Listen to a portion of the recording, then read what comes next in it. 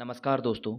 YouTube channel battle bunker पर मैं दीक्षु वर्मा आपका स्वागत करता हूं हमारे इस महत्वपूर्ण जानकारी भरे वीडियो में। आज की जानकारी खासकर भारतीय सेना के सभी जवानों, हवलदारों, नायब सूबेदारों और एक्स सर्विसमैन भाइयों के लिए है। आज हम बात करेंगे एक बेहद जरूरी विषय पर, MACP यानी मॉडिफाइड एश्योर्ड कैरियर प्रोग्रेशन और उसमें किए गए नए बदलावों के बारे में। तो आपसे अनुरोध है कि इस वीडियो को पूरा देखें, स्किप ना करें, ताकि आपको हर जानकारी सही और पूरी मिले। जानिए कि MACP क्या होता है। सबसे पहले समझते हैं कि MACP होता क्या है।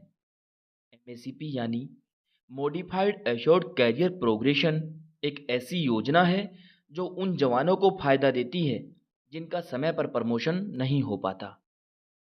पहले ACP एश्योर्ड कैरियर प्रोग्रेशन होता था जो हर 10 साल बाद मिलता था, लेकिन सिक्स्थ पे कमीशन के बाद इसे MACP में बदल दिया गया और अब ये लाभ मिलता है।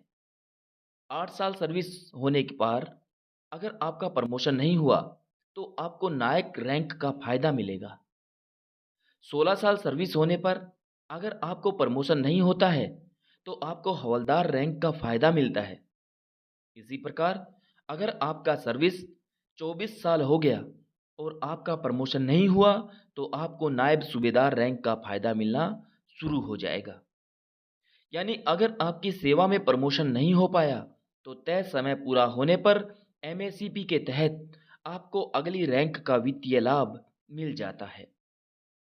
जानिए कि कब आपको MACP नहीं मिलेगा। अब सवाल उठता है कि किन हालातों में MACP नहीं मिलता।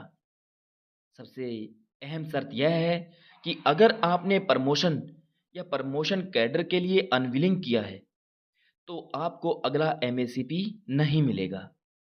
मतलब आपने अगर कहा कि मुझे प्रमोशन नहीं चाहिए या मैं प्रमोशन ट्रेनिंग नहीं करूंगा, तो फिर सेना की तरफ से माना जाएगा कि आपने स्वेच्छा से प्रमोशन छोड़ दिया। उस कंडीशन में आपका MACP का अगला लाभ रोक दिया जाएगा। अभी हाल ही में सेना ने एक नया नियम लागू किया है।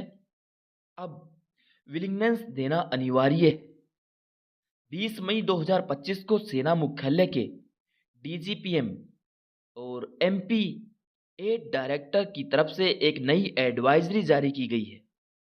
इसमें साफ कहा गया है कि अगर कोई जवान या NCO प्रमोशन के लिए अनविलिंग करता है तो उसे अगला MACP नहीं दिया जाएगा। लेकिन इसमें एक राहत की बात और भी है। अब अगर आपने पहले अनविलिंग कर दिया था तो आप भविष्य में फिर से उसे विलिंग होकर अगला MACP पा सकते हो। हाँ, एक बात ध्यान रहे कि बीच का समय जब आप अनविलिंग थे, आपका वो समय MACP में नहीं जोड़ा जाएगा। जानिए कि MACP रोकी कैसे जाती है। जब आप प्रमोशन या प्रमोशन कैडर से मना कर देते हैं, यानी अनविलिंग करते हैं, तो रिकॉर्ड ऑफिस को जानकारी देनी होती है कि आपकी तरफ से प्रमोशन या प्रमोशन कैडर अनविलिंग है।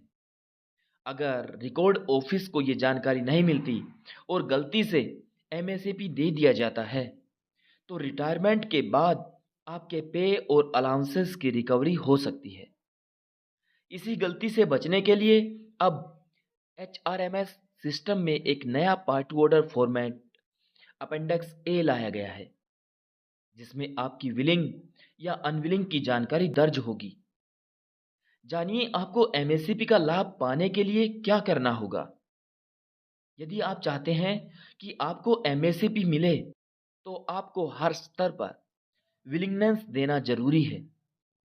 प्रमोशन के लिए, प्रमोशन कैडर में भाग लेने के लिए आपका विलिंगनेस का रजिस्ट्रेशन यूनिट में HRMS के जरिए किया जाएगा।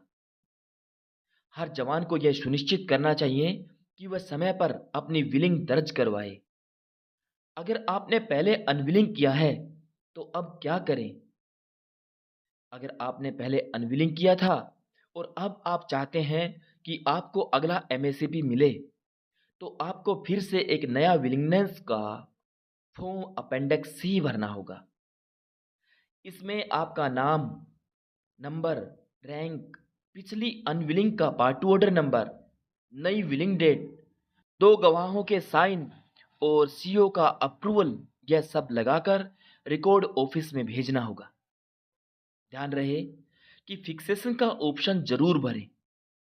जब भी आपको एमएससीपी या प्रमोशन मिलता है तो आपको 3 महीने के अंदर फिक्सेशन ऑप्शन भरना होता है।